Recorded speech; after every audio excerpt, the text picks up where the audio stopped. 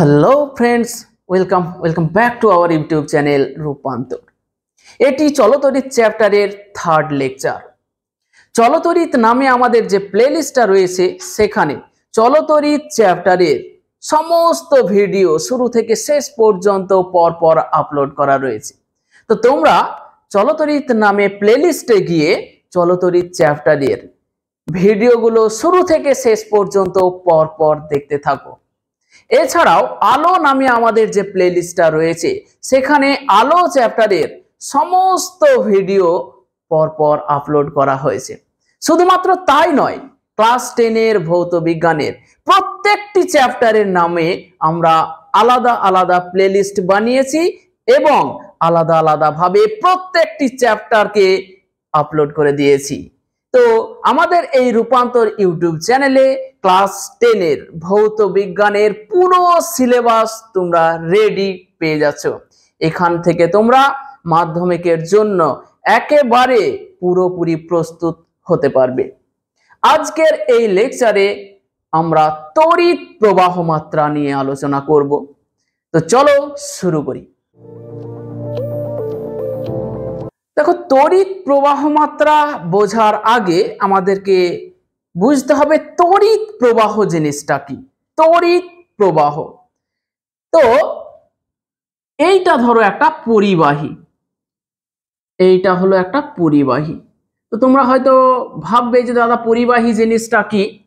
পরিবাহী হচ্ছে যে সমস্ত পদার্থের মধ্য দিয়ে তড়িৎ প্রবাহ হতে পারে, যেমন ধরো তামা বলো, স্টিল বলো, এগুলোর মধ্য দিয়ে তড়িৎ প্রবাহিত হতে পারে, তাই এগুলোকে পরিবাহী বলা হয়। পরের লেকচারগুলোতে তড়িৎ পরিবাহী, অর্ধ পরিবাহী, অন্তরক এগুলো নিয়ে আমাদের আলোচনা করা হয়েছে, সেগুলো তোমরা দেখে নিতে পারো। তো পরিবাহী মানে যে সমস্ত পদার্থের মধ্য দিয়ে তড়িৎ পরিবাহিত হতে পারে তাদেরকে পরিবাহী বলা হয় এক কথায়। আমরা জানতে চাইছি তড়িৎ প্রবাহ জিনিসটা কি, তড়িৎ প্রবাহ কাকে বলে। তো কোন পরিবাহীর মধ্য দিয়ে মুক্ত আধানের যে প্রবাহটা তাকেই তড়িৎ প্রবাহ বলা হয়। ধরো এটা হলো একটা পরিবাহী, তো এইখানে যে মুক্ত আধান মানে ফ্রি ইলেকট্রিক চার্জ আছে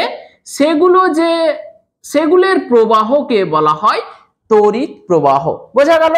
তাহলে কোন পরিবাহীর মধ্য দিয়ে মুক্ত আধানের যে প্রবাহ মানে মুক্ত আধানগুলো যাচ্ছে, এই ঘটনাটাকে বলা হচ্ছে তড়িৎ প্রবাহ। বোঝা গেল? তাহলে কোন, লিখে দিলাম এটা, কোন পরিবাহীর মধ্য দিয়ে মুক্ত আধানের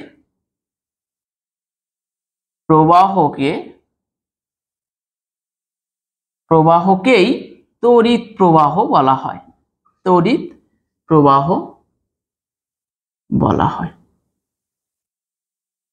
বোঝা গেল তড়িৎ প্রবাহ কি? যে কোন পরিবাহীর মধ্য দিয়ে মুক্ত আধানের প্রবাহকেই তড়িৎ প্রবাহ বলা হয়। এবার আমাদেরকে জানতে হবে যে দাদা তড়িৎ প্রবাহের কারণটা কি, কেন একটা পরিবাহীর মধ্য দিয়ে তড়িৎ প্রবাহিত হয়। তো এটা বুঝতে গেলে একটা আমি উদাহরণ দিচ্ছি, সেটা আগে বোঝার চেষ্টা করো। ধরো দুটো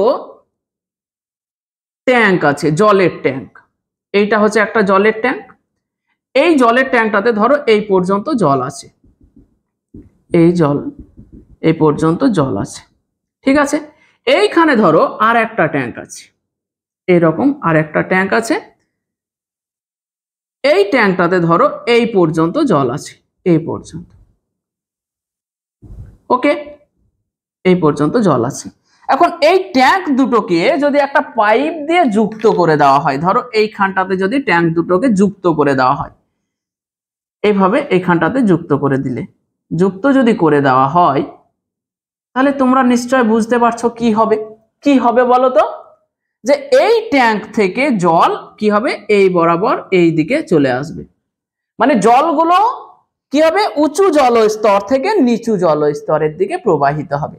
তাহলে এটা জল প্রবাহ। তাহলে জল প্রবাহ কেন হচ্ছে? যে জলস্তরের যদি উচ্চতার পার্থক্য থাকে, দেখো এই জায়গাটাতে জলতলের উচ্চতার পার্থক্য এই উঁচু হয়ে আছে, এইটাতে নিচু হয়ে আছে, অর্থাৎ দুটো ট্যাঙ্কের মধ্যে কি হয়েছে, জলতলের একটা উচ্চতার পার্থক্য রয়েছে। এই জলতলের উচ্চতার পার্থক্যের জন্য কি হচ্ছে, উঁচু জলস্তর থেকে নিচু জলস্তরের দিকে জল প্রবাহ হচ্ছে। তড়িৎ প্রবাহেরও একটা কারণ আছে, বুঝতে পেরেছো জল প্রবাহ কেন হচ্ছে? তাহলে জল প্রবাহের কারণ কি? জল প্রবাহের কারণ হলো উঁচু জলস্তর থেকে নিচু জলস্তরের দিকে যাবে, অর্থাৎ জলতলের উচ্চতার যদি পার্থক্য থাকে তাহলে উঁচু দিক থেকে নিচু দিকে জল প্রবাহ হবে। বোঝা গেল? আচ্ছা, এবার দেখো তড়িৎ প্রবাহ কেন হবে? তড়িৎ প্রবাহের কারণ কি? কোন পরিবাহীর দুটি বিন্দুর মধ্যে যদি বিভবের পার্থক্য থাকে, কি বিভব, এর আগের ভিডিওটাতেই আমরা তড়িৎ বিভব নিয়ে ডিটেলসে আলোচনা করেছি, সেটা তোমরা আগে দেখে নিতে পারো। তো দুটি বিন্দুর মধ্যে যদি তড়িৎ বিভবের পার্থক্য থাকে তাহলে উচ্চ বিভব থেকে নিম্ন বিভবের দিকে তড়িৎ প্রবাহ হবে। তাহলে তড়িৎ প্রবাহের কারণ আমরা বুঝতে পারলাম। কি বুঝলাম? যে দুটি বিন্দুর মধ্যে যদি বিভব প্রভেদ থাকে, মানে বিভবের পার্থক্য থাকে, তবেই তড়িৎ প্রবাহিত হবে এবং উচ্চ বিভব থেকে নিম্ন বিভবের দিকে তড়িৎ প্রবাহ হবে। বোঝা গেল? ধরো এই যে বিন্দুটা, এই বিন্দুটার নাম দিলাম আমি এ, এই বিন্দুটার বিভবটাকে নাম দিলাম ভি এ। এই যে বিন্দুটা, এই বিন্দুটার নাম দিলাম আমি বি এবং এই বিন্দুটার বিভব হলো ভি বি। এখন দেখো তড়িৎ প্রবাহ কোন দিক থেকে কোন দিকে যাচ্ছে, এই দিক থেকে এই দিকে যাচ্ছে।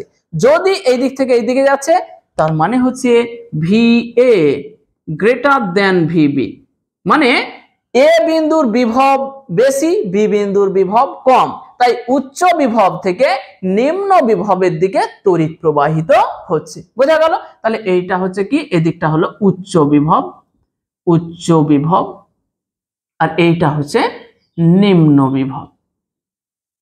তাহলে তড়িৎ প্রবাহের কারণটা বুঝতে পারলে? কি কারণ বুঝতে পারলে দাদা?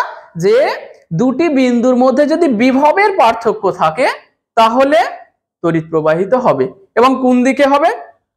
উচ্চ বিভব থেকে নিম্ন বিভবের দিকে তড়িৎ প্রবাহিত হবে, উচ্চ বিভব থেকে নিম্ন বিভবের দিকে। ঠিক আছে? তাহলে দেখো তড়িৎ প্রবাহের কারণ, কোন পরিবাহীর দুটি বিন্দুর মধ্যে বিভবের পার্থক্য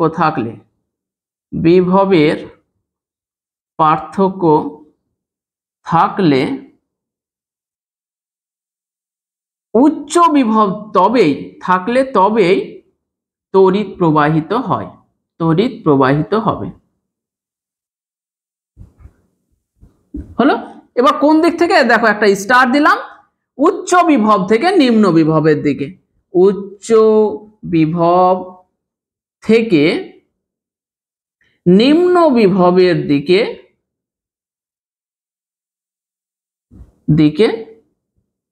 তড়িৎ প্রবাহিত হবে,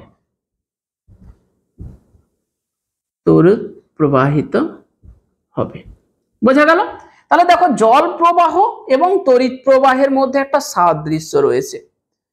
জলতলের উচ্চতার যদি পার্থক্য থাকে তবেই জল প্রবাহ হবে, বিভবের যদি পার্থক্য থাকে তবেই তড়িৎ প্রবাহিত হবে, তাই না? আবার জল প্রবাহ উঁচু স্তর থেকে নিচু স্তরের দিকে যায়, তড়িৎ প্রবাহ উচ্চ বিভব থেকে নিম্ন বিভবের দিকে যায়। তাহলে দেখো সাদৃশ্য রয়েছে তড়িৎ প্রবাহ এবং জল প্রবাহের মধ্যে সাদৃশ্য। বোঝা গেল? তাহলে তড়িৎ প্রবাহ জিনিসটা কি, তড়িৎ প্রবাহের কারণ কি, সেটাও আমরা বুঝলাম। এবার আমরা যে জিনিসটা জানবো সেটা হচ্ছে তড়িৎ প্রবাহ মাত্রা। তড়িৎ প্রবাহ মাত্রা, ঠিক আছে? তড়িৎ প্রবাহ মাত্রা জিনিসটা কি এটাও বুঝতে হবে খুব ভালো করে। আমি এখানটা মুছে দিচ্ছি। দেখো উদাহরণগুলো ভালো করে খেয়াল করবে, তাহলে সাবজেক্টটা খুব সহজ মনে হবে।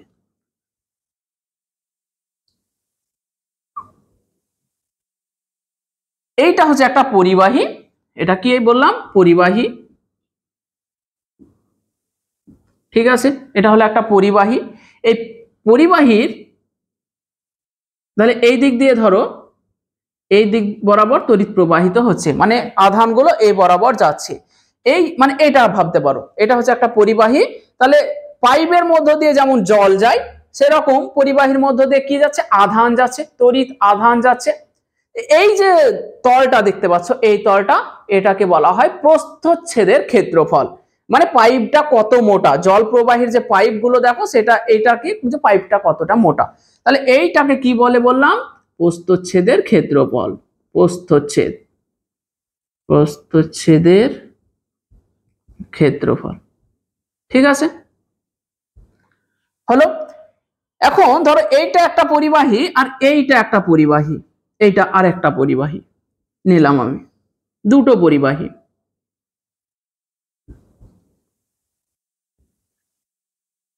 এটারও প্রস্থচ্ছেদের ক্ষেত্রফল হলো এটা, এটারও ধরো এই দিক থেকে এইদিকে তড়িৎ প্রবাহিত হচ্ছে। এবার বলো তো যে এই পরিবাহীটার প্রস্থচ্ছেদের ক্ষেত্রফল যা আছে, এটার তো না তাই নেই, আছে কি, নেই। আচ্ছা, তাহলে এর মধ্য দিয়ে তড়িৎ প্রবাহিত হোক আর এর মধ্য দিয়ে তড়িৎ প্রবাহিত হোক, দুটোর মধ্য দিয়ে কি সমান পরিমাণ আধান যাবে? যাবে না। যেমন দুটো ধরো নল আছে, জলের নল, এরকম দুটো পাইপ আছে, এই পাইপটার মধ্য দিয়ে ধরো জল যাচ্ছে, আর এইরকম একটা পাইপ আছে, এর মধ্য দিয়ে জল যাচ্ছে। নিশ্চয় এই দুটো পাইপের মধ্য দিয়ে সমান জল যাবে না, যাবে কি, যাবে না। সেই রকম এইটা একটা পরিবাহী, এইটা হচ্ছে আরেকটা পরিবাহী। যেহেতু এদের প্রস্থচ্ছেদের ক্ষেত্রফল আলাদা, তাই এদের মধ্য দিয়ে সমান পরিমাণ আধান যাবে না। আমরা যেটা জানতে চাইছি, তড়িৎ প্রবাহ মাত্রা কি, তড়িৎ প্রবাহ মাত্রা কি। তো ধরো এর মধ্য দিয়ে কি যাচ্ছে, তড়িৎ আধান যাচ্ছে, এর মধ্য দিয়েও কি যাচ্ছে, তড়িৎ আধান যাচ্ছে। 1 সেকেন্ডে এর মধ্য দিয়ে যে পরিমাণ তড়িৎ আধান যাবে, 1 সেকেন্ডে, কত সেকেন্ডে, তুমি ধরো এইখানটাতে বসে আছো, দিয়ে দেখছো 1 সেকেন্ডে এর মধ্য দিয়ে কতটা আধান এলো। 1 সেকেন্ডে এই পরিবাহীর মধ্য দিয়ে যে পরিমাণ আধান গেল, সেটা হলো এই পরিবাহীর প্রবাহ মাত্রা বা তড়িৎ প্রবাহ মাত্রা। আর এই পরিবাহীর মধ্য দিয়ে 1 সেকেন্ডে যে পরিমাণ আধান গেল, সেটা হলো এই পরিবাহীর তড়িৎ প্রবাহ মাত্রা। তো এইটা নিশ্চিত যে 1 সেকেন্ডে এর মধ্য দিয়ে যতটা তড়িৎ আধান যাবে, 1 সেকেন্ডে এর মধ্য দিয়ে ততটা যেতে পারবে না। তার মানে হচ্ছে যে এই পরিবাহীটার তড়িৎ প্রবাহ মাত্রা বেশি হবে, এই পরিবাহীটার তড়িৎ প্রবাহ মাত্রা কিছুটা কম হবে। বোঝা গেল? তাহলে তড়িৎ প্রবাহ মাত্রা জিনিসটা কি, যে কোনো পরিবাহীর যে কোনো প্রস্থচ্ছেদের মধ্য দিয়ে প্রতি সেকেন্ডে যে পরিমাণ তড়িৎ আধান প্রবাহিত হয়, তাকেই ওই পরিবাহীর তড়িৎ প্রবাহ মাত্রা বলা হয়। বোঝা গেল তড়িৎ প্রবাহ মাত্রা জিনিসটা কি? কোনো পরিবাহীর যে কোনো প্রস্থচ্ছেদের মধ্য দিয়ে প্রতি সেকেন্ডে, মানে 1 সেকেন্ডে যে পরিমাণ তড়িৎ আধান প্রবাহিত হচ্ছে, তাকে ওই পরিবাহীর তড়িৎ প্রবাহ মাত্রা বলা হয়। ওকে, তাহলে লিখে দিচ্ছি, কোনো পরিবাহীর যে কোনো প্রস্থচ্ছেদের মধ্য দিয়ে, এই কথাটা লিখতে হবে, যে কোনো প্রস্থচ্ছেদের মধ্য দিয়ে প্রতি সেকেন্ডে যে পরিমাণ আধান প্রবাহিত হয়, আধান পরিবাহিত হয়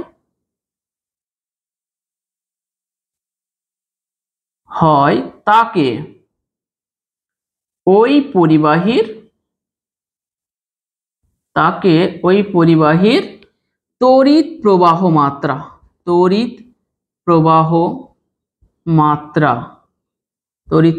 মাত্রা বলা হয়। বোঝা গেল? তাহলে কোন পরিবাহীর যে কোনো প্রস্থচ্ছেদের মধ্য দিয়ে 1 সেকেন্ডে, মাত্র 1 সেকেন্ডে যে পরিমাণ তড়িৎ আধান প্রবাহিত হচ্ছে, সেটাই হয়ে গেল ওই পরিবাহীর তড়িৎ প্রবাহ মাত্রা। তাহলে যে পরিবাহীর মধ্য দিয়ে 1 সেকেন্ডে যত বেশি তড়িৎ আধান প্রবাহিত হবে, সেই পরিবাহীর তড়িৎ প্রবাহ মাত্রাটা তত বেশি হবে। বোঝা গেল? তাহলে এই গেল আমাদের তড়িৎ প্রবাহ মাত্রা, বা এটাকে শুধুমাত্র প্রবাহ মাত্রাও বলা হয় অনেক সময়, প্রবাহ মাত্রা। ঠিক আছে, প্রবাহ মাত্রাও বলা হয় অনেক সময়, এটাকে শুধুমাত্র প্রবাহ মাত্রা বলে, আবার তড়িৎ প্রবাহ মাত্রাও বলা হয়, কোনো সমস্যা নেই। এবার হচ্ছে যে ধরো আমি এই দুটো আর রাখছি না, এখানটা একটু মুছতে হবে। হলো, এইখানে ধরো তুমি টি সময় ধরে বসে আছো। কত সময় ধরে? টি সময়। তার আগে এখানে বলে দিই যে তড়িৎ প্রবাহ মাত্রাটাকে আমরা ক্যাপিটাল আই অক্ষর দ্বারা লিখব। যেমন তড়িৎ বিভবকে ক্যাপিটাল ভি দ্বারা লিখেছি, সেই রকম তড়িৎ প্রবাহ মাত্রাটাকে ক্যাপিটাল আই দ্বারা লিখব। স্টার্ট দিয়ে লিখছি তড়িৎ প্রবাহ মাত্রা, তড়িৎ প্রবাহ মাত্রাকে ক্যাপিটাল আই অক্ষর দ্বারা প্রকাশ করা হয়, অক্ষর দ্বারা প্রকাশ করা হয়। বোঝা গেল? তড়িৎ প্রবাহ মাত্রাকে ক্যাপিটাল আই অক্ষর দ্বারা প্রকাশ করা হয়। এবার তড়িৎ প্রবাহ মাত্রার গাণিতিক রূপটা আমরা তৈরি করব। তাহলে এখানটা মুছে দিচ্ছি আমরা।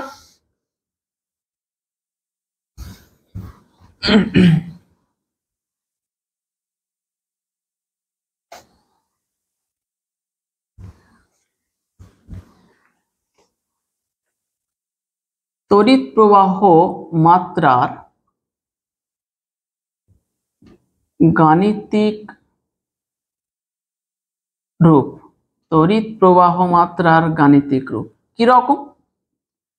তাহলে সংজ্ঞাটা আমরা শিখে নিয়েছি। তড়িৎ প্রবাহ মাত্রা কাকে বলে? যে কোনো পরিবাহীর মধ্য দিয়ে, যে কোনো প্রস্থচ্ছেদের মধ্য দিয়ে 1 সেকেন্ডে যে পরিমাণ আধান প্রবাহিত হবে তাকে ওই পরিবাহীর তড়িৎ প্রবাহ মাত্রা বলবো। এখন ধরো তুমি এইখানটাতে বসে আছো, কত সময় ধরে বসে আছো? ধরো টি সময় ধরে বসে আছো। এখানে কত সময় ধরে বসে আছো? টি সময় ধরে। এবং দেখলে যে টি সময়ে মোট কিউ পরিমাণ আধান প্রবাহিত হলো। কত? টি সময়ে কিউ পরিমাণ আধান প্রবাহিত হলো। তাহলে বলো তো, দেখো টি সময়ে কত হলো? কিউ পরিমাণ। তাহলে একক সময়ে 1 সেকেন্ডে কত হবে? কিউ বাই টি। আবার 1 সেকেন্ডে কোন পরিবাহীর মধ্য দিয়ে যে পরিমাণ তড়িৎ আধান প্রবাহিত হয় তাকেই তড়িৎ প্রবাহ মাত্রা বলা হয়। তাহলে এই আই সমান আমরা কিউ বাই টি লিখে দিতে পারবো, তাই কি না? তাহলে আমরা এটা লিখবো, মনে করি কোন পরিবাহীর যে কোনো প্রস্থচ্ছেদের মধ্য দিয়ে টি সময়ে কিউ পরিমাণ আধান প্রবাহিত হলো,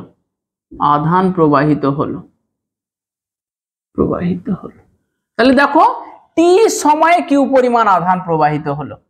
অতএব তাহলে কিউ সময়ে টি সময়ে প্রবাহিত আধান সমান কত হলো? কিউ হলো। অতএব একক সময়ে, এক নয় একক সময়ে বা একক সময়ে প্রবাহিত আধান সমান কিউ বাই টি। দেখো একক সময়ে যে পরিমাণ আধান প্রবাহিত হয় সেটাকেই তড়িৎ প্রবাহ মাত্রা বলা হয়। আবার একক সময়ে যে পরিমাণ আধান প্রবাহিত হয় তাকেই তড়িৎ প্রবাহ মাত্রা বলা হয়। অতএব আই সমান কত হয়ে গেল? Q by T. Very very important একটা গাণিতিক ফর্মুলা। এটা থেকে কিন্তু অঙ্ক পড়বে। শুধুমাত্র মাধ্যমিক নয়, বিভিন্ন ধরনের চাকরি বাকরি পরীক্ষায় এই ফর্মুলা থেকে ছোট ছোট অঙ্ক পড়বে। মাধ্যমিকে তো পড়বেই, মাধ্যমিক ছাড়াও বিভিন্ন ধরনের চাকরির পরীক্ষা যেগুলো হয় সেগুলোতে এই ফর্মুলা থেকে অঙ্ক আসে। তাহলে এটি হয়ে গেল, এটি হলো তড়িৎ প্রবাহ মাত্রার তড়িৎ প্রবাহ মাত্রার গাণিতিক রূপ। বক্স করো, একেবারে হাইলাইট করে রাখো একে, এইভাবে আমি যেভাবে বক্স করে দিয়েছি সেইভাবে রাখো, এবং এইখান থেকে কিন্তু অঙ্ক আসবেই আসবে। তোমাকে অনেক সময় আধানের মান দিয়ে দেবে, সময় দিয়ে দেবে, বলবে তড়িৎ প্রবাহ মাত্রা বার করো, অথবা অনেক সময় সময় দিয়ে দেবে, তড়িৎ প্রবাহ মাত্রাটা দিয়ে দেবে, আধানের মানটা বার করতে দেবে। আমরা করব একটু পরেই এই ফর্মুলা প্রয়োগ করে অঙ্ক করব। এর তাহলে দেখো তড়িৎ প্রবাহ মাত্রা শিখলাম, সমস্ত কিছু শিখলাম, গাণিতিক ফর্মুলাও তৈরি করে নিলাম। এবার একটা জিনিস এখানে বোঝার আছে, যে তোমরা শিখেছো যে রাশি দুই ধরনের হয়, স্কেলার রাশি হয় আর ভেক্টর রাশি হয়। তাহলে তোমাদের মনে একটা প্রশ্ন জাগতেই পারে যে দাদা তড়িৎ প্রবাহ মাত্রাটা স্কেলার রাশি না ভেক্টর রাশি? তার কারণ দেখো, একটা তারের মধ্য দিয়ে তড়িৎ প্রবাহিত হচ্ছে, তার মানে তড়িৎ প্রবাহের একটা নির্দিষ্ট দিক আছে। তো দিক থাকলেই কি ভেক্টর রাশি হবে, সেটা আমরা জানবো। দেখো প্রথমেই বলে রাখি, তড়িৎ প্রবাহ মাত্রা হলো একটা স্কেলার রাশি, তড়িৎ প্রবাহ মাত্রা ভেক্টর রাশি নয়। তোমার মাথায় তাহলে একটা আরো প্রশ্ন জাগলো যে দাদা একটা নির্দিষ্ট দিকে তো তড়িৎ প্রবাহ হচ্ছে, তার মানে তড়িৎ প্রবাহের তো একটা নির্দিষ্ট দিক আছে, তাহলে তড়িৎ প্রবাহ ভেক্টর রাশি নয় কেন? তো তোমাদেরকে বলে রাখি, শুধুমাত্র দিক থাকলেই একটা রাশি ভেক্টর হয় না। ভেক্টর হওয়ার জন্য আর একটা শর্ত পালন করতে হয়, সেটা হচ্ছে যদি কোনো রাশির মান থাকে, অভিমুখ থাকে এবং ভেক্টর বীজগণিতের সূত্রগুলি মেনে চলে, তবেই রাশিটাকে ভেক্টর রাশি বলা হয়। শুধুমাত্র দিক থাকলেই ভেক্টর রাশি হয় না, কি করতে হয়? ভেক্টর বীজগণিতের সূত্রগুলোকে মেনে চলতে হয়। এই তড়িৎ প্রবাহ ভেক্টর বীজগণিতের সূত্রগুলি মেনে চলে না, তাই তড়িৎ প্রবাহ ভেক্টর রাশি নয়, স্কেলার রাশি। এবার তোমাদের মনে হয়তো হবে যে দাদা তাহলে ভেক্টর বীজগণিত জিনিসটা কি? তোমরা যদি ক্লাস 11-এ সায়েন্স নিয়ে পড়ো, তাহলে তখন ভেক্টর নামে যে একটা চ্যাপ্টার রয়েছে, সেখানে ভেক্টর বীজগণিত নিয়ে আমার ইউটিউব চ্যানেলেই পুরো চ্যাপ্টার ভিডিও আপলোড করা হয়েছে, সেখানে দেখে নিতে পারবে। ঠিক আছে, মাধ্যমিকের জন্য আমাদের সেগুলো দরকার নেই, আমরা যাচ্ছি না। তাহলে বলে রাখি, তড়িৎ প্রবাহ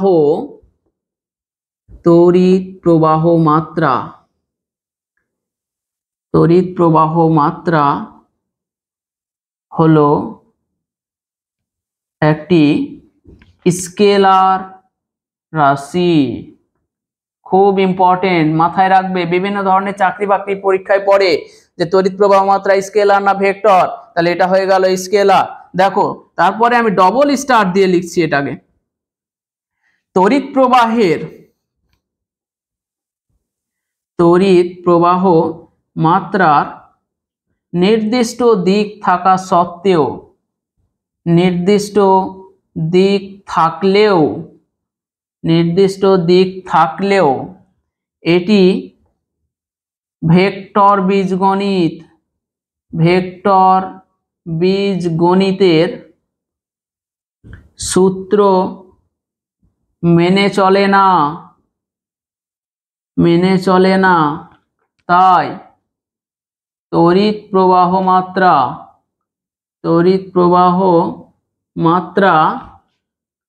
ভেক্টর রাশি নয়।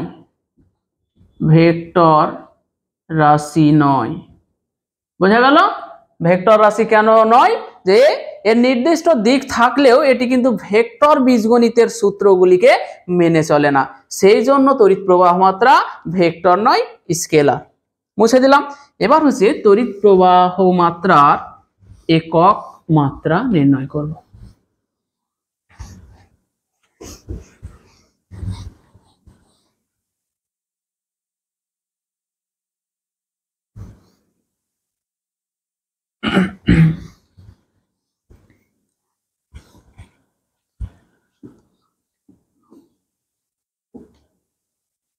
তড়িৎ প্রবাহ মাত্রার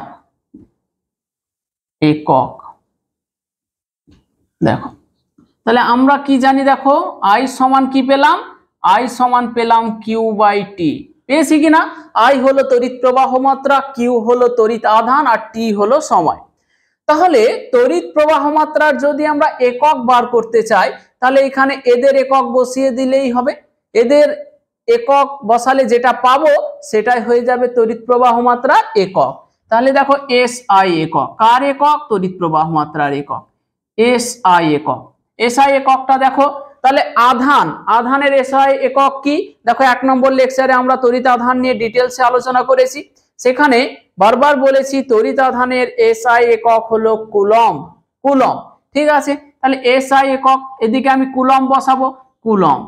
আর সময়ের একক কি? সময়ের একক সব সময় সেকেন্ড। তুমি এসআই বলো সিজিএস বলো কিচ্ছু যায় আসে না, সময়ের একক একটাই, সেটা হচ্ছে সেকেন্ড। তাহলে কুলম্ব পার সেকেন্ড, বোঝা গেল? তাহলে তড়িৎ প্রবাহ মাত্রার এসআই একক কি হলো? Coulomb per second.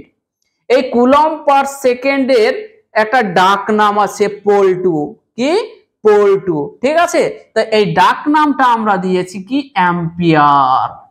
অ্যাম্পিয়ার। আমাদের পাড়ার অনেকের নাম থাকে না, একটা ভালো নাম থাকে আর ডাক নামটা পোল2 থাকে, সেই রকম এই কুলম্ব পার সেকেন্ড এটা হলো তড়িৎ প্রবাহ মাত্রার এসআই একক। এর ডাক নামটা হচ্ছে অ্যাম্পিয়ার। অ্যাম্পিয়ার, এটাকে ক্যাপিটাল এ দ্বারা লেখা হয়, বোঝা গেল? তাহলে তড়িৎ প্রবাহ মাত্রার এসআই একক কি হলো? Coulomb per second. এই কুলম্ব পার সেকেন্ড এককটাকে কি বলা হয়? অ্যাম্পিয়ার বলা হয়। এই অ্যাম্পিয়ারকে তড়িৎ প্রবাহ মাত্রার ব্যবহারিক একক বলা হয়। মাথায় থাকবে, অ্যাম্পিয়ারকে এখানে স্টার দিয়ে লিখো, অ্যাম্পিয়ার হলো, অ্যাম্পিয়ার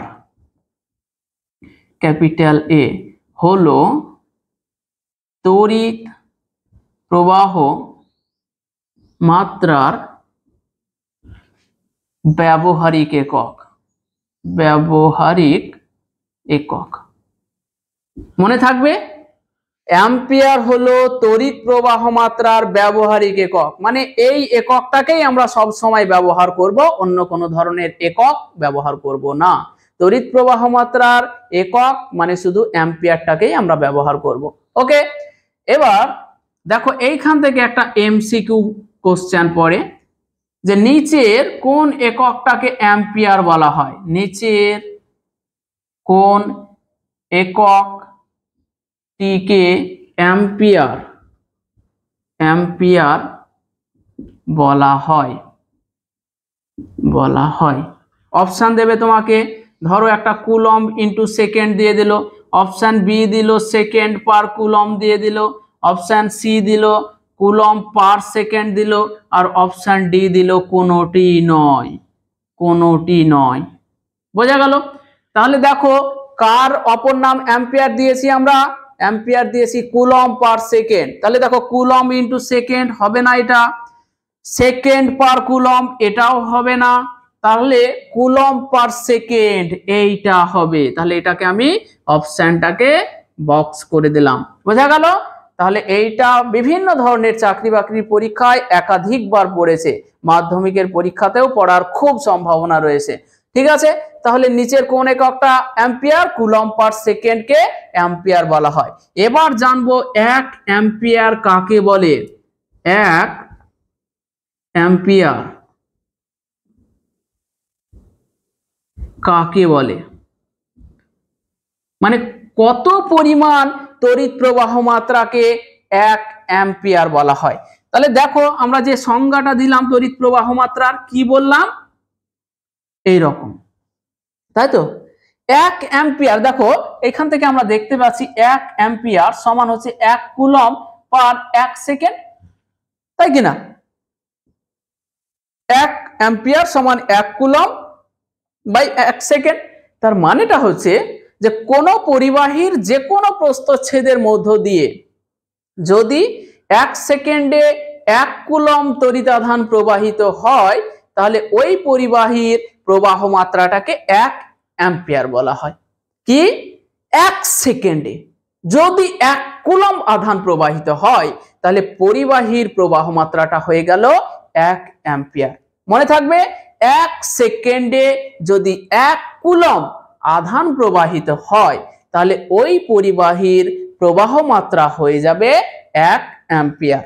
ওকে, তাহলে লিখছি কোন পরিবাহীর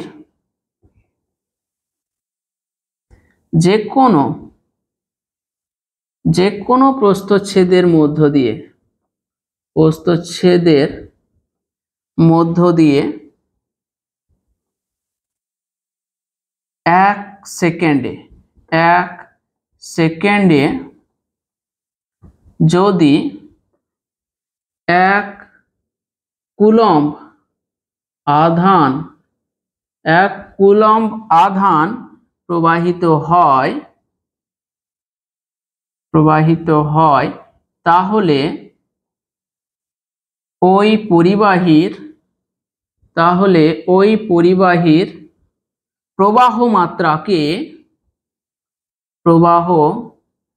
মাত্রাকে 1 অ্যাম্পিয়ার বলে। বোঝা গেল কি, যে 1 সেকেন্ডে যদি 1 কুলম্ব আধান প্রবাহিত হয়, এর মধ্য দিয়ে যদি 1 কুলম্ব আধান প্রবাহিত হয় কত সময়ে? 1 সেকেন্ডে, তাহলে এই পরিবাহীটার তড়িৎ প্রবাহ মাত্রা হয়ে যাবে 1 অ্যাম্পিয়ার। বোঝা গেল? তাহলে আমরা একক সবকিছু জেনে গেছি। এইখান থেকে আরেকটা জিনিস শুধু তোমরা মাথায় রাখবে, যে তড়িৎ প্রবাহ মাত্রাটা হচ্ছে আই। এই যে আই দিয়ে আমরা তড়িৎ প্রবাহ মাত্রাকে লিখছি, ওটাই হলো ওর মাত্রা। তাহলে তড়িৎ স্টার দিয়ে লিখব, তড়িৎ প্রবাহ মাত্রার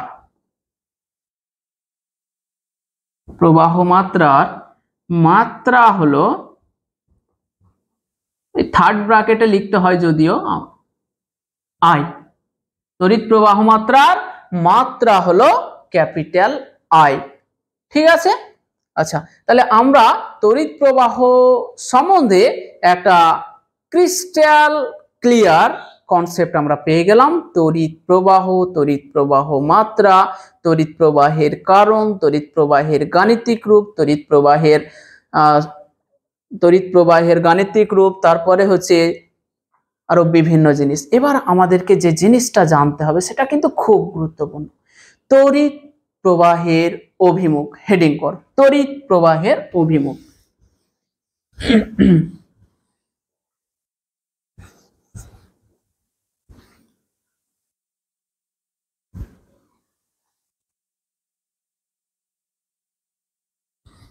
তড়িৎ প্রবাহের অভিমুখ।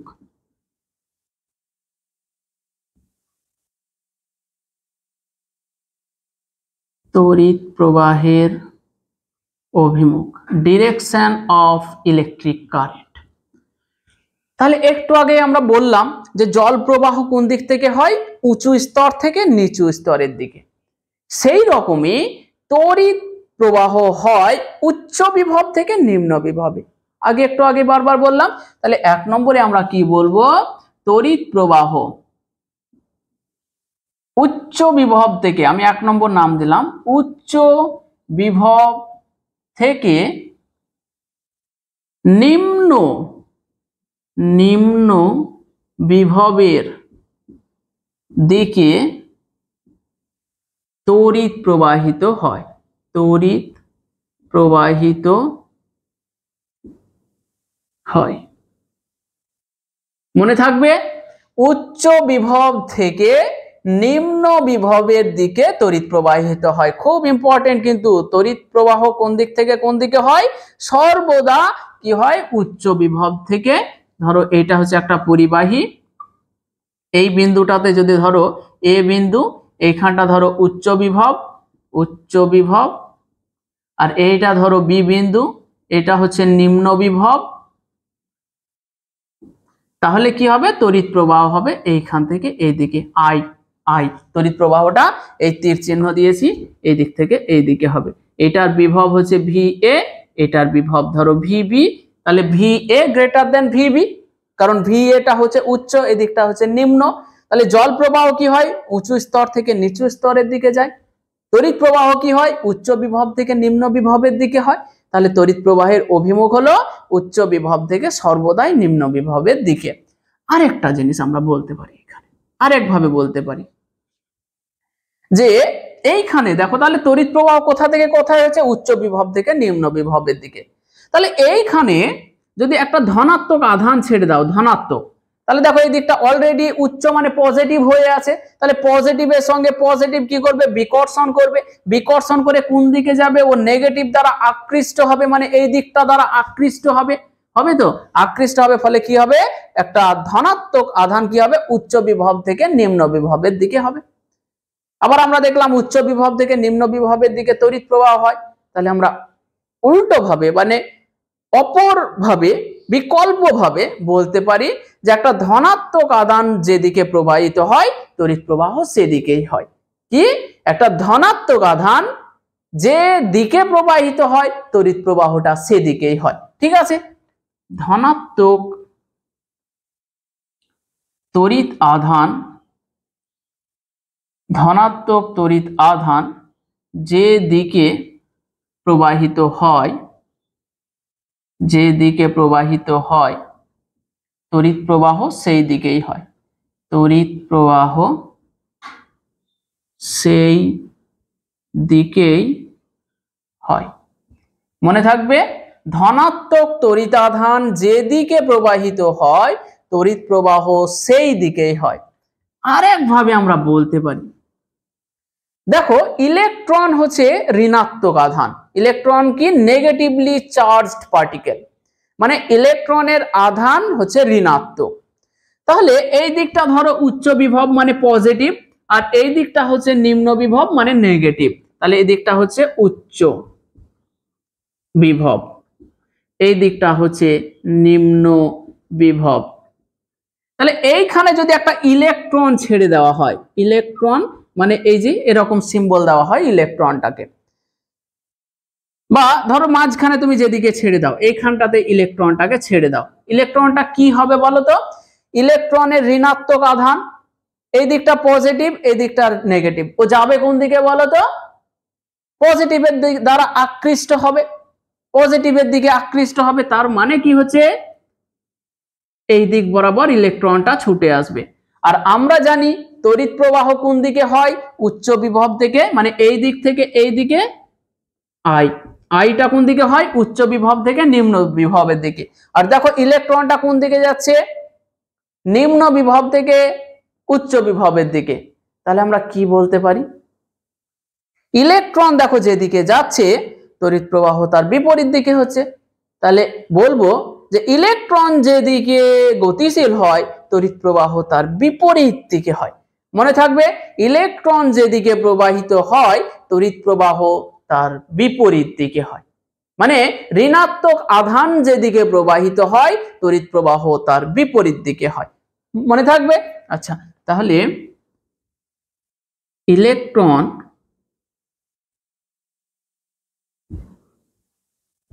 ব্র্যাকেটে লিখলাম ঋণাত্মক আধান, ঋণাত্মক আধান, ঋণাত্মক আধান। তাহলে ইলেকট্রন যেদিকে প্রবাহিত হয়, যেদিকে প্রবাহিত হয় তড়িৎ প্রবাহ, তড়িৎ প্রবাহ তার বিপরীত দিকে হয়, তড়িৎ প্রবাহ তার বিপরীত দিকে হয়। মনে থাকবে? তাহলে দেখো তড়িৎ প্রবাহের অভিমুখটাকে আমরা তিনটে আলাদা আলাদা ভাবে বলতে পারি। প্রথমে কি বলতে পারি? যে তড়িৎ প্রবাহ সর্বদাই উচ্চ বিভব থেকে নিম্ন বিভবের দিকে হয়, 1 নম্বর।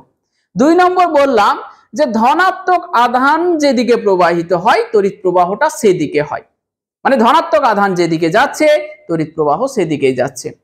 আর 3 নম্বর কি করলাম? দেখতে পেলাম যে ইলেকট্রন যেদিকে যাচ্ছে তড়িৎ প্রবাহ তার বিপরীত দিকে হচ্ছে, অর্থাৎ ইলেকট্রন যেদিকে প্রবাহিত হয় তড়িৎ প্রবাহটা তার বিপরীত দিকে হয়। ক্লিয়ার হলো?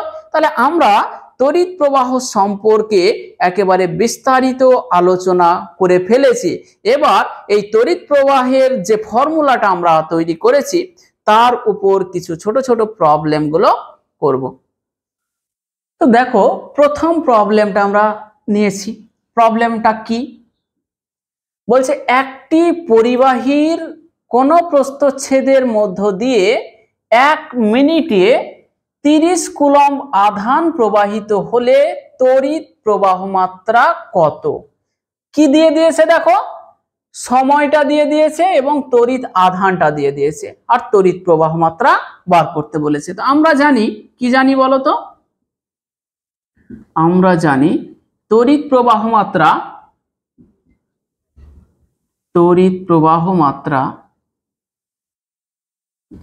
I সমান কি হয়? I সমান Q/T হয়, তাই কিনা বলো? I সমান Q/T। এখন Q, এখানে দেখো আমি সাইডে লিখছি ডেটা যেগুলো দেওয়া আছে। এখানে Q সমান কত দেখো দেওয়া আছে 30 কুলম্ব। খেয়াল করো 30 কুলম্ব দেওয়া আছে, 30 কুলম্ব হলো। আর সময় দেওয়া আছে T, সময় T সমান কত? 1 মিনিট। 1 মিনিট। একটা জিনিস খুব ভালোভাবে তোমাদেরকে মনে রাখতে হবে যে সময়ের একক হলো সেকেন্ড।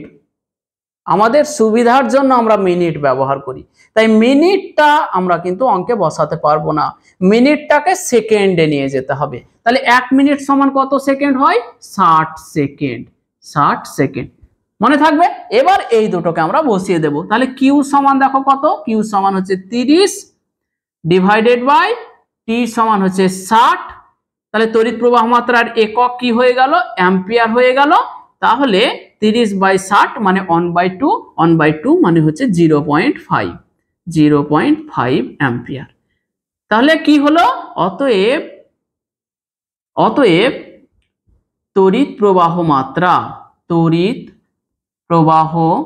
মাত্রা I সমান 0.5 অ্যাম্পিয়ার হয়ে গেল। একটা এই ধরনের অঙ্ক পড়বে। সেকেন্ড প্রবলেমটা দেখো দ্বিতীয় প্রবলেম বলছে 5 অ্যাম্পিয়ার তড়িৎ প্রবাহ মাত্রা মানে I কোন পরিবাহীর মধ্য দিয়ে 5 মিনিট প্রবাহিত হলে কত পরিমাণ আধান প্রবাহিত হবে? কি বলছে দেখো, কি দিয়েছে? তড়িৎ প্রবাহ মাত্রাটা দিয়ে দিয়েছে দেখো 5 অ্যাম্পিয়ার, আর সময় দিয়েছে, সময় কত? 5 মিনিট। 5 মিনিট, দুটো জিনিস দিয়েছে। আর কি চেয়েছে? চেয়েছে আধান কতটা প্রবাহিত হবে। তাহলে আবার লিখি, আমরা জানি মাধ্যমিকে করবে তখন এভাবে লিখবে, আমরা জানি I সমান Q/T হয় কিনা? তাহলে আমাকে I দিয়ে দিয়েছে দেখো, I সমান কত? 5 অ্যাম্পিয়ার, 5 অ্যাম্পিয়ার দেওয়া আছে। আবার দেখো T সমান কত? T সমান দেওয়া আছে 5 মিনিট। এবার 5 মিনিট তো আমরা বসাতে পারবো না, তার কারণ মিনিট আমাদের এখানে সব সময় সময়ের একক সেকেন্ড বসাতে হবে, মিনিটটা সুবিধার জন্য ব্যবহার করা হয়। তাহলে কত হয়ে গেল? 5 × 60 সেকেন্ড হয়ে গেল। টি সমান মনে থাকবে।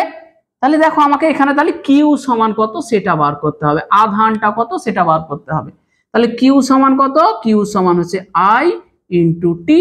কিউ সমান I × T হয়ে গেল।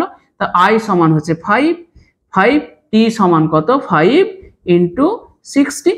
তাহলে কুলম্ব এককে চলে আসবে আধান, তড়িৎ আধান।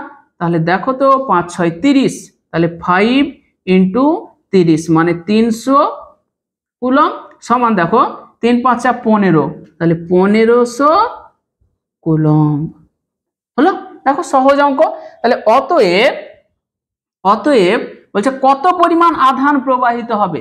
অতএব কি 5 মিনিটে কিউ সমান 1500 কুলম্ব আধান প্রবাহিত হবে। বোঝা গেল? এই ধরনের প্রবলেম কিন্তু অবশ্যই করতে হবে এবং মাধ্যমিকে এই ধরনের অঙ্ক থাকবে, বিভিন্ন ধরনের চাকরির পরীক্ষাতেও থাকবে। দেখো 3 নম্বর প্রবলেমটা আমাদের কি বলছে, এইদিকে লিখেছি। কোন পরিবাহীর প্রবাহ মাত্রা হলো 3.2 অ্যাম্পিয়ার, মানে তড়িৎ প্রবাহ মাত্রা I দিয়ে দিয়েছে। 10 সেকেন্ড সময়ে কত আধান প্রবাহিত হবে? নিশ্চয়ই কোনো সমস্যা নেই। তারপরে আবার বলছে ওই সময়ে কতগুলো ইলেকট্রন প্রবাহিত হবে। এইটা একটু বোঝার বিষয় আছে, উপরের পার্টটা আগে করব, তারপরে তাহলে এখানটা আমি মুছে দিচ্ছি, এদিকে করব, বোঝা গেল? দেখো তাহলে আমরা আবার জানি, এই অঙ্কটা এখানে করছি, আমরা জানি I সমান হয় Q/T, I সমান হয় Q/T। আমাকে দেখো I দিয়ে দিয়েছে, I দিয়েছে কত এখানে, I সমান 3.2 অ্যাম্পিয়ার, T সমান দেখো দিয়ে দিয়েছে 10 সেকেন্ড, 10 সেকেন্ড।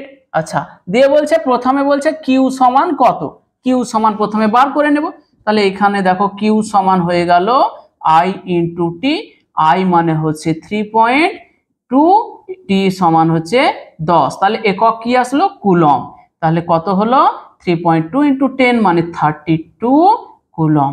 তাহলে প্রথম পার্টটা হয়ে গেল। দেখো প্রথম পার্টে বলেছে যে 10 সেকেন্ড সময়ে কত আধান প্রবাহিত হবে, তাহলে আমরা বলে দিই অতএব 10 সেকেন্ড সময়ে Q সমান 32 কুলম আধান প্রবাহিত হবে, হবে, বোঝা গেল?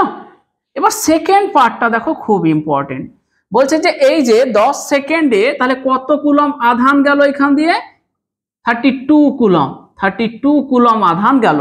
তো বলছে যে তাহলে কতগুলো ইলেকট্রন গেল, ইলেকট্রনের সংখ্যাটা কত। ঠিক আছে, তাহলে মনে করি n সংখ্যক ইলেকট্রন গেছে, আমরা জানি না কটা গেছে, জানি না, মনে করি n সংখ্যক। তাহলে আমরা লিখব, মনে করি, সেকেন্ড পার্টটা করছি, মনে করি n সংখ্যক ইলেকট্রন গিয়েছে। ঠিক আছে, তাহলে যটা ইলেকট্রন গেছে সেগুলোই তো আধানগুলো, তাই না? তাহলে এই কিউ n সংখ্যক ইলেকট্রন, n সংখ্যক ইলেকট্রনের, এবার দেখো n সংখ্যক, একটা ইলেকট্রনের আধান কত হয়, E সমান হয় 1.6 ইন্টু 10⁻⁻19 কুলম। এটা কটা ইলেকট্রনের আধান, একটা ইলেকট্রনের আধান, বোঝা গেল? এইটা কত, একটা ইলেকট্রনের আধান, এখানে লিখো একটি ইলেকট্রনের আধান E সমান এত। তাহলে n সংখ্যকের কত হবে, n সংখ্যক ইলেকট্রনের আধান হবে Ne, তাই কিনা, Ne হবে। তাহলে দেখো এই Q আধান গেছে, তাহলে Q সমান অবশ্যই Ne হবে। তাহলে Q সমান কত হয়ে যাবে, n ইন্টু E, আমাকে nটা বার করতে হবে। তাহলে n সমান কত হলো, Q/E। তাহলে Q দেখো কত পেয়েছি, 32, 32 ডিভাইডেড বাই, দেখো E মানে হচ্ছে 1.6 ইন্টু 10⁻⁻19। ঠিক আছে, তাহলে এইখান থেকে দেখো তো কত আসছে, এই দশমিকটা যদি হটিয়ে দিই তাহলে উপরে একটা 10 গুণ হয়ে যাবে, তাহলে 32/16 করে দিলাম এটাকে, উপরে একটা 10 গুণ করে দিলাম। ঠিক আছে, আর নিচে কত আছে, 10⁻⁻19 তো আছেই। তাহলে দেখো তো এই 16 আর 32 কাটলে কত হবে, 2, তাহলে 2 আর এই 10⁻⁻19টা উপরে গেলে কত হয়ে যাবে, 10⁻+19, আর 10 আছে মানে 10⁻20 হয়ে যাবে। তাহলে 2 ইন্টু 10⁻20, তাহলে কটা ইলেকট্রন গেছে, তাহলে ওই সময়ে n সমান 2 ইন্টু 10⁻20 সংখ্যক ইলেকট্রন প্রবাহিত হয়েছে। তো বোঝা গেল, এই ধরনের প্রবলেম তোমাদেরকে করতে হবে এবং এই ধরনের প্রবলেম মাধ্যমিকে অবশ্যই আসবে। এখানে আর আমরা একটা ছোট্ট টপিক এই লেকচারের মধ্যেই জুড়ে দেব। টপিকটা হলো তড়িৎ কোষ। তড়িৎ কোষ জিনিসটা কি তোমরা হয়তো অনেকেই অলরেডি দেখেছো, এই যে এই জিনিসটা তড়িৎ কোষ বা ব্যাটারি আমরা বলে পরিচিত, এটাকে তড়িৎ কোষ বা ইলেকট্রিক সেল বা ইলেকট্রিক ব্যাটারি বলা হয়। তো তোমরা যারা এই ব্যাটারিগুলো ভেঙে কোনোদিন দেখেছো, তারা হয়তো দেখেছো যে ভেতরে কিছু কালো কালো পদার্থ থাকে। এই কালো কালো পদার্থগুলো হচ্ছে রাসায়নিক পদার্থ। এই রাসায়নিক পদার্থগুলো কি করে, নিজেদের মধ্যে রাসায়নিক বিক্রিয়া ঘটায় এবং এই রাসায়নিক বিক্রিয়ার ফলে যে রাসায়নিক শক্তিটা উৎপন্ন হয় সেই শক্তিটা তড়িৎ শক্তিতে রূপান্তরিত করে। দিয়ে আমরা এটাকে ঘড়িতে লাগাই, রিমোটে লাগাই, বিভিন্ন যন্ত্রপাতিতে লাগাই। তো এটার কাজ কি, দেখো এ কোনো যন্ত্রের সঙ্গে যুক্ত নেই।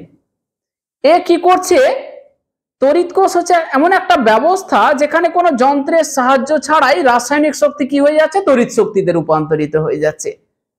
মানে রাসায়নিক শক্তি ভিতরে জমা আছে, সেই রাসায়নিক শক্তিটা কি হচ্ছে, কাউরির সাহায্য ছাড়াই তড়িৎ শক্তিতে রূপান্তরিত হয়ে যাচ্ছে। এইটাকে বলা হয় তড়িৎ কোষ।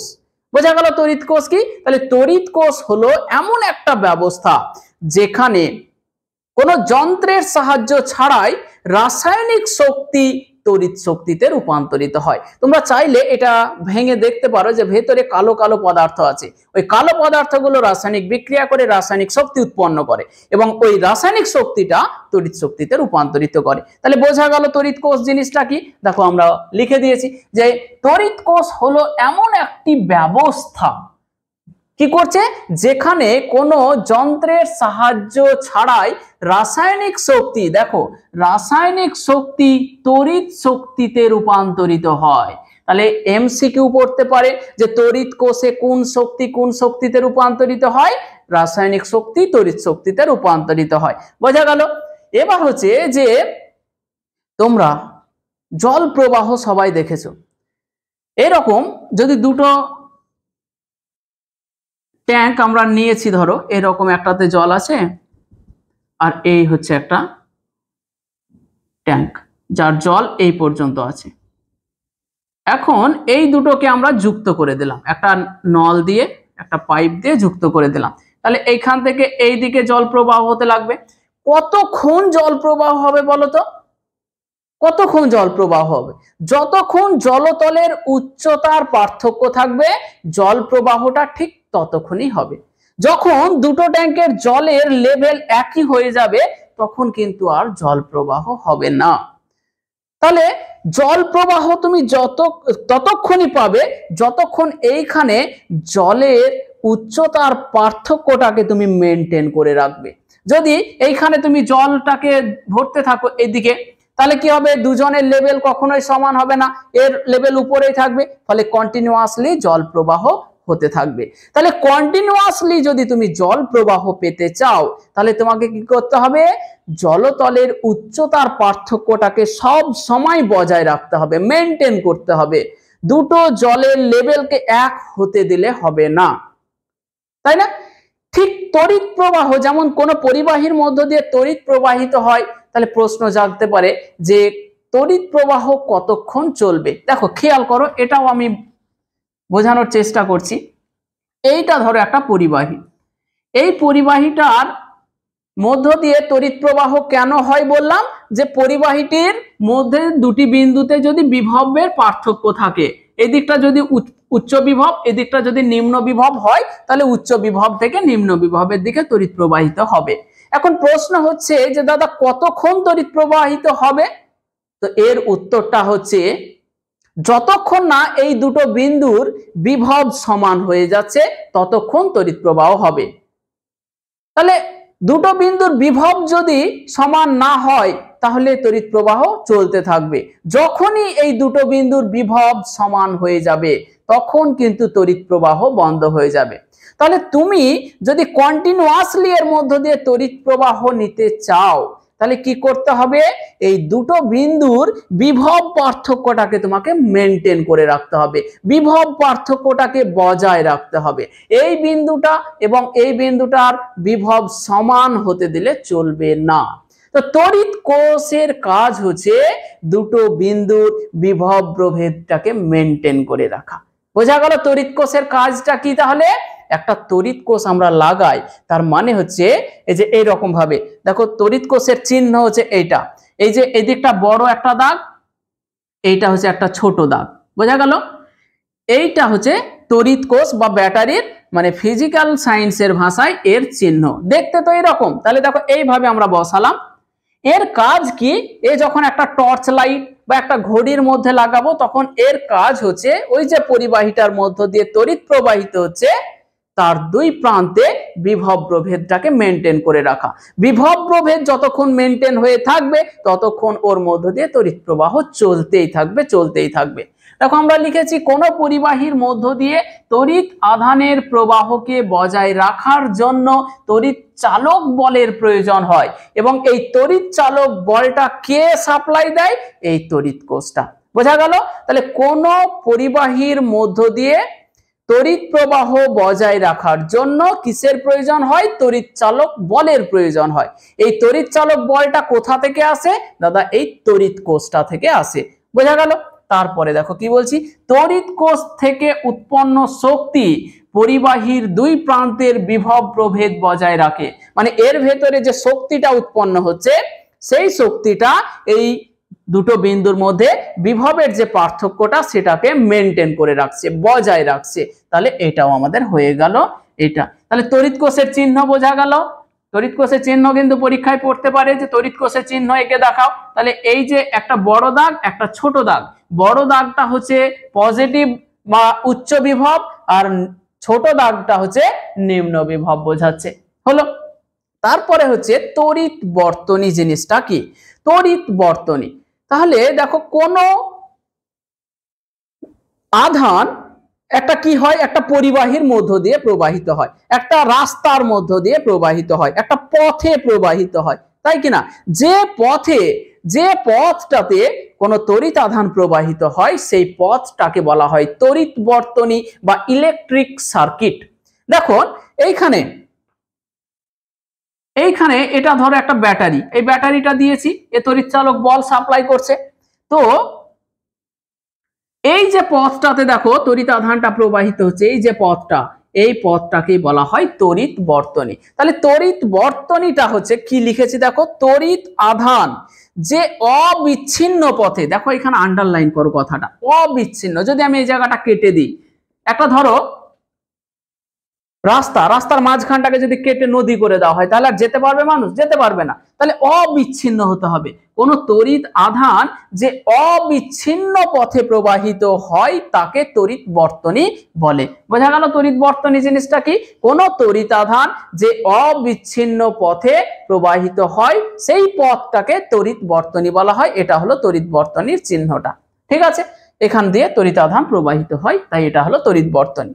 এবার হচ্ছে তড়িৎ চালক বল বা ইলেকট্রোমোটিভ ফোর্স কাকে বলে? তড়িৎ চালক বল। তাহলে কি বললাম, কোন পরিবাহীর দুই প্রান্তে বিভব পার্থক্য বজায় রাখার জন্য কি প্রয়োজন? তড়িৎ চালক বলের প্রয়োজন। এই তড়িৎ চালক বলটা কোথা থেকে আসে? তড়িৎ কোষের ভিতরে যে শক্তি উৎপন্ন হয় সেই শক্তিটা তড়িৎ চালক বল হিসাবে বেরিয়ে আসে। এর কাজ হচ্ছে দুই প্রান্তের বিভব প্রভেদটাকে বজায় রাখা। তো তড়িৎ চালক বল কাকে বলে ভালো করে বোঝার চেষ্টা করো। দেখো এইটা হচ্ছে একটা তড়িৎ কোষ, এইটা হলো একটা তড়িৎ কোষ। এই তড়িৎ কোষের এইটা হচ্ছে ঋণাত্মক মেরু, এটা হচ্ছে ধনাত্মক মেরু। বড়টা কি বললাম? ধনাত্মক মেরু, এই দিকটা হচ্ছে ঋণাত্মক মেরু। তো কোন তড়িৎ কোষের ঋণাত্মক মেরু থেকে একটা একক ধনাত্মক আধানকে এই পথ বরাবর ঘুরিয়ে আনতে, কোথায় ঘুরিয়ে আনবো? ধনাত্মক মেরুতে ঘুরিয়ে আনবো। তাহলে যে পরিমাণ কার্য করতে হয়, যে পরিমাণ, দেখো আমাকে টেনে টেনে আধানটাকে আনতে হবে, তাহলে কার্য করতে হলো, যে পরিমাণ কার্য করতে হবে সেটাই হলো এই তড়িৎ কোষের তড়িৎ চালক বল। কি লিখেছি দেখো, একটি একক ধনাত্মক আধানকে কোষের ঋণাত্মক মেরু থেকে তড়িৎ বর্তনী বরাবর ধনাত্মক মেরুতে ঘুরিয়ে আনতে যে পরিমাণ কার্য করতে হয় তাকেই কোষের তড়িৎ চালক বল বলে। মানে একটা একক ধনাত্মক আধান নিলাম, দিয়ে কি করলাম, এই ঋণাত্মক মেরু থেকে এই তড়িৎ বর্তনী বরাবর ঘুরিয়ে ওকে কি করছি, একেবারে এই পথ বরাবর একবার ধনাত্মক মেরু পর্যন্ত ঘুরিয়ে আনলাম। তাহলে যে পরিমাণ কার্যটা আমাকে করতে হলো সেটাই হয়ে গেল ইএমএফ বা ইলেকট্রোমোটিভ ফোর্স বা তড়িৎ চালক বল। মাধ্যমিকে কিন্তু পড়বেই তড়িৎ চালক বল কাকে বলে। এবার আমরা জানবো যে এই যে তড়িৎ চালক বল, আমরা বলছি তড়িৎ চালক বল, এটা কোনো বল নয়। বহুদিন আগে যখন এটার ধারণা আসে তখন এটাকে বল বলে মনে করা হয়েছিল, তাই একে তড়িৎচালক বল নাম দেওয়া হয়েছিল। কিন্তু এখন দেখা গেছে এটা তড়িৎচালক বল নয়, বরং এই যে শক্তিটা উৎপন্ন হচ্ছে সেই শক্তিটা, তাহলে তড়িৎচালক বল আসলে কোনো বল নয়, এটা হচ্ছে শক্তির সমতুল্য একটা রাশি, আসলে শক্তির সঙ্গে সঙ্গতিপূর্ণ। বোঝা গেল? তাহলে লিখেছি দেখো স্টার দিয়ে, তড়িৎচালক বল কোনো বল নয়, মাথায় রেখো তড়িৎচালক বলটা আসলে কোনো বল নয়, এটি শক্তির সঙ্গে সঙ্গতিপূর্ণ, অর্থাৎ শক্তির সমতুল্য রাশি। তারপরে হচ্ছে যে তড়িৎচালক বলের একক, এই তড়িৎচালক বলের একক এবং তড়িৎ বিভবের একক একই, তড়িৎচালক বল এবং তড়িৎ বিভবের একক একই, অর্থাৎ ভোল্ট। দেখো তাই লিখেছি তড়িৎচালক বলের SI একক হলো ভোল্ট, মনে থাকবে। তাহলে তড়িৎ বিভবের একক যেটা, তড়িৎচালক বলেরও একক সেটা ভোল্ট, ব্যবহারিক একক। তারপরে হচ্ছে কোন কোষের EMF 1 ভোল্ট বলতে কি বোঝায়? কোন তড়িৎ কোষের EMF 1 ভোল্ট বলতে কি বোঝায়? এটা বলতে বোঝায় যে কোন তড়িৎ কোষের ঋণাত্মক মেরু থেকে 1 কুলম্ব তড়িতাধানকে তড়িৎ বর্তনী বরাবর ধনাত্মক মেরু পর্যন্ত ঘুরিয়ে আনতে 1 জুল কার্য করতে হয়। তাই লিখেছি 1 কুলম্ব ধনাত্মক আধানকে তড়িৎ কোষের ঋণাত্মক মেরু থেকে তড়িৎ বর্তনী বরাবর ধনাত্মক মেরুতে ঘুরিয়ে আনতে যদি 1 জুল কার্য করতে হয় তাহলে কোষটির তড়িৎচালক বলকে 1 ভোল্ট বলা হয়। মানে 1 কুলম্ব ধনাত্মক আধানকে তড়িৎ কোষটির ঋণাত্মক মেরু থেকে বর্তনী বরাবর ধনাত্মক মেরু পর্যন্ত ঘুরিয়ে আনতে যদি 1 জুল কার্য করতে হয় তাহলে কোষটার EMF হয়ে যাবে 1 ভোল্ট। বোঝা গেল? তাহলে এই মোটামুটি তড়িৎচালক বল, তড়িৎ কোষ এই সম্বন্ধে একটা ছোট্ট ধারণা দেওয়ার চেষ্টা করলাম। তোমরা এটা অবশ্যই নোট বানিয়ে নাও। তারপরেও যদি তোমরা এই যে ভিডিওগুলো দেখছো সেই ভিডিওগুলোর যদি একেবারে চকচকে হাতে লেখা নোট নিতে চাও তাহলে আমাদের টেলিগ্রাম গ্রুপে এখনই যুক্ত হয়ে যাও। এই লেকচারেরই ডেসক্রিপশন বক্সে টেলিগ্রাম গ্রুপের লিংক দেওয়া আছে। এছাড়াও প্রত্যেকটি চ্যাপ্টার ভিত্তিক যদি নোট নিতে চাও তাহলে অবশ্যই এখনই আমাদের টেলিগ্রাম গ্রুপে যুক্ত হও, তাহলে সেখান থেকে সমস্ত নোট তোমরা পেয়ে যাবে।